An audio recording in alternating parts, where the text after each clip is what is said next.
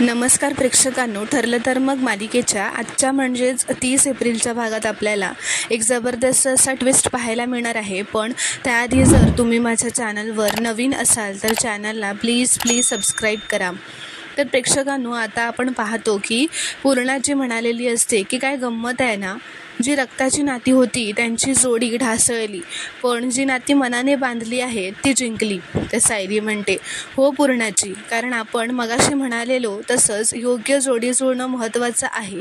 तर प्रिया म्हणते, पण तेव्हा आपण नवरा बायकोच्या जोडीबद्दल बोलत होतो. तर सायली म्हणते, ठीक आहे, मग आपण आता नवरा बायको अशा जोड्यांचा खेळ खेळूयात. तर कल्पना म्हणते, त्यासाठी ना जोडी ही योग्य असावी लागते. तर सायली म्हणते, आई, जोडी, नातं हे सगळं प्रेम विश्वासावर टिकून असतं, जे माझ्यात आणि ह्यांच्यात आहे. आम्ही दोघं किती अनुरूप आहोत ना, हे मी आज अक्षय तृतीयाच्या शुभ मुहूर्तावर सगळ्यांना सिद्ध करून दाखवेन. तयार आहात असं ती विचारते. तर अर्जुन म्हणतो, येस, आय एम रेडी, तुम्ही सांगा काय करूया. तर सायली म्हणते, प्रत्येक नवरा बायकोच्या जोडीला एक शब्द दिला जाईल आणि तो शब्द ऐकताच जी कोणती गोष्ट तुमच्या मनात येईल ती पटकन बोलून दाखवायची. आणि सगळ्यात महत्त्वाचं म्हणजे तुम्हाला एकमेकांकडे पाठ करून बसायचं आहे, एकमेकांकडे अजिबात बघायचं नाही. या खेळाने आपल्याला हे कळेल की तुम्ही दोघं एकसारखा विचार करता की वेगळा. खेळायचा हा खेळ. तर प्रताप म्हणतो, ओके, पहिल्यांदा मी आणि कल्पना बसतो. तर आता कल्पना व प्रताप खुर्चीवर येऊन बसतात. प्रताप पूर्णाजीला म्हणतो, मग अंपायर मॅडम, आमचा शब्द द्या. तर पूर्णाजी म्हणते, घर. तर आता ते दोघेही एकाच वेळी त्या शब्दासाठी कुटुंब असं म्हणतात. आता सायली म्हणते, दुसरी जोडी आहे रविराज काका आणि प्रतिमा आत्या. तर आता ते दोघे येऊन बसतात. पूर्णाजी म्हणते, तुमचा शब्द आहे गोडवा. तर ते दोघेही एकत्रच म्हणतात नाती. तर आता हे ऐकून सगळे खुश होतात व टाळ्या वाजवतात. प्रतिमा म्हणते, नात्यांमध्ये गोडवा असला की आयुष्यच गोड होतं. रविराज म्हणतो, मी सुद्धा आता हेच म्हणणार होतो. आता पूर्णाजी म्हणते, पुढची जोडी आहे तन्वी आणि अश्विन. तर आता ते दोघेही उठतात. प्रिया पूर्णाजीला म्हणते, पूर्णाजी, तू कुठलाही शब्द दे, आम्ही सेमच रिॲक्ट करणार. तर आता ते जाऊन खुर्चीवर बसतात. पूर्णाजी म्हणते, तुमचा शब्द आहे नवरा बायको.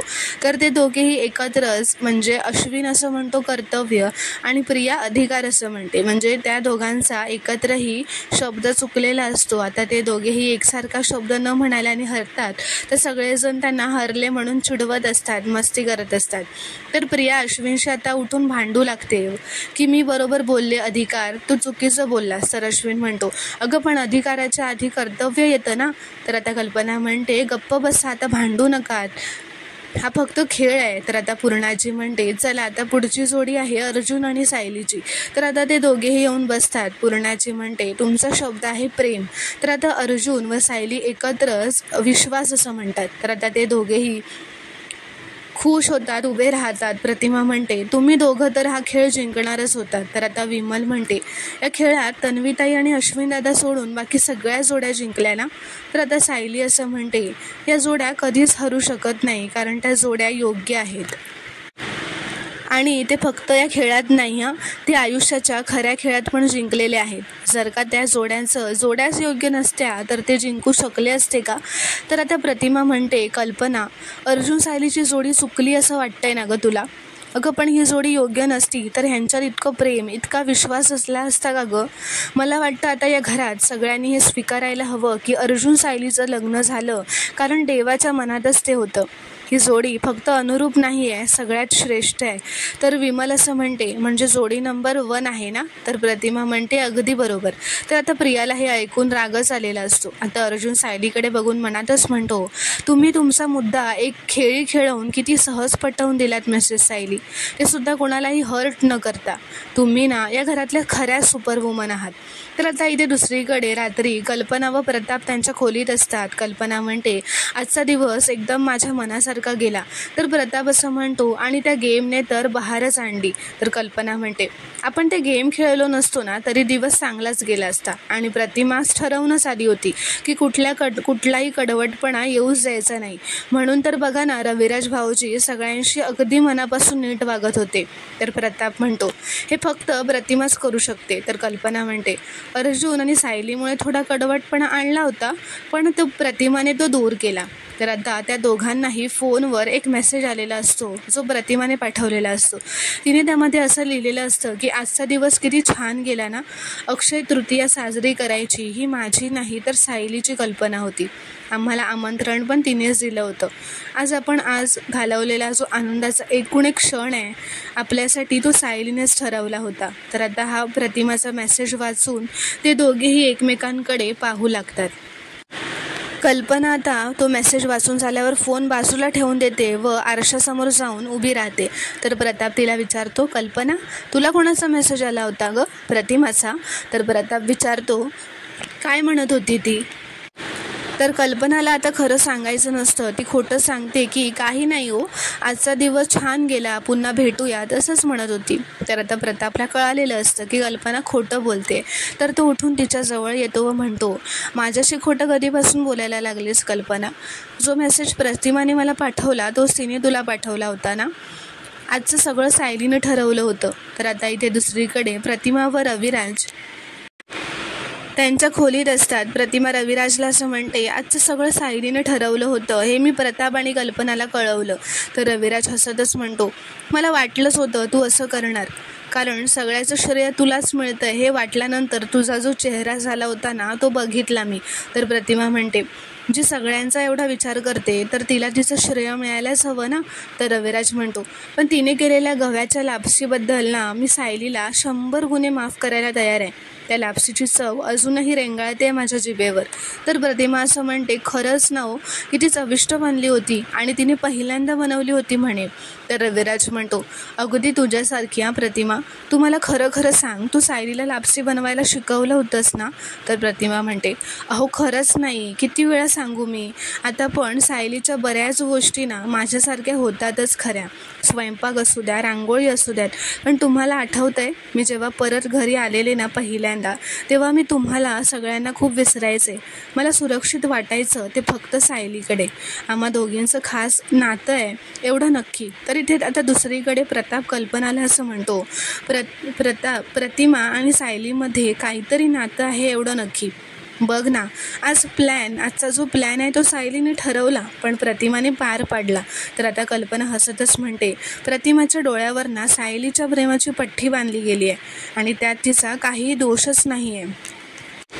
कारण काही महिन्यांपूर्वी अशीच पट्टी माझ्या डोळ्यावरती पण बांधली गेली होती आणि मी दुखावले गेले होते. अशीच कधीतरी प्रतिमाही दुखावली जाईल आणि मग येईल तिला जाग. प्रताप म्हणतो, अगं कुठला विषय कुठे घेऊन जातेस कल्पना? अगं शांत हो. अगं तू या सगळ्या गोष्टींचा नेगेटिव्ह विचार करतेस आणि स्वतःला त्रास करून घेतेस. या सगळ्या गोष्टींवर सोल्युशन काढण्याची गरज आहे आणि ती आपण काढायची आहे. तर कल्पना म्हणते, आपण काय सोल्युशन काढणार आहोत? त्यांना आपण घराच्या बाहेर तर नाही ना काढू शकत. तर प्रताप म्हणतो, अगं पण का घराच्या बाहेर काढायचं त्यांना? गरज काय आहे? तर आणि परिस्थिती आहे तशी स्वीकारू शकत नाही का आपण? कल्पना म्हणते. तर आता प्रताप कल्पनाला असं म्हणतो, कल्पना मला सांग, आपल्याला सायलीकडून एका पैशाची तरी त्रास आहे का गं? नाही ना.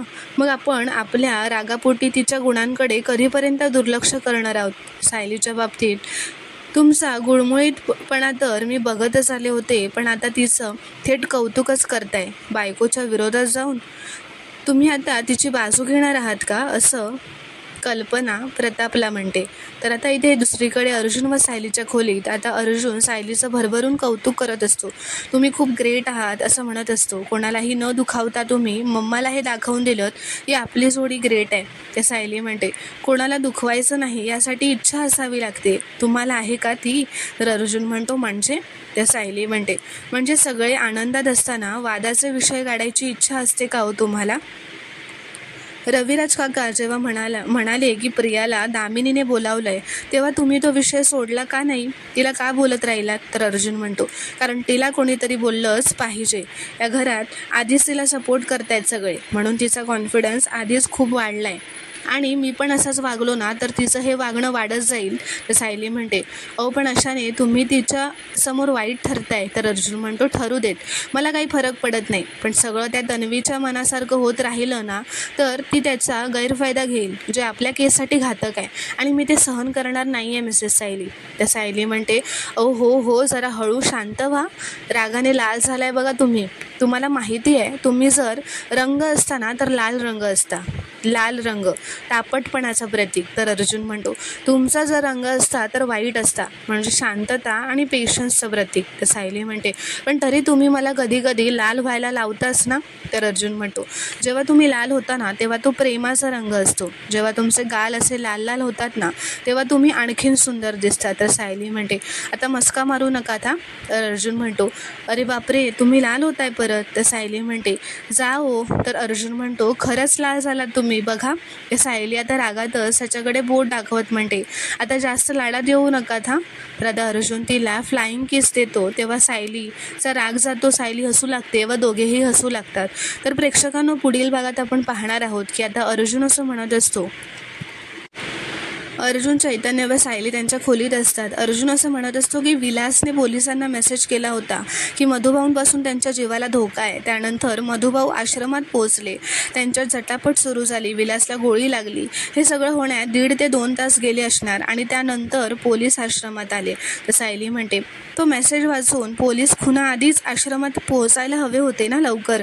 तर अर्जुन म्हणतो, पण नाही पोहोचले.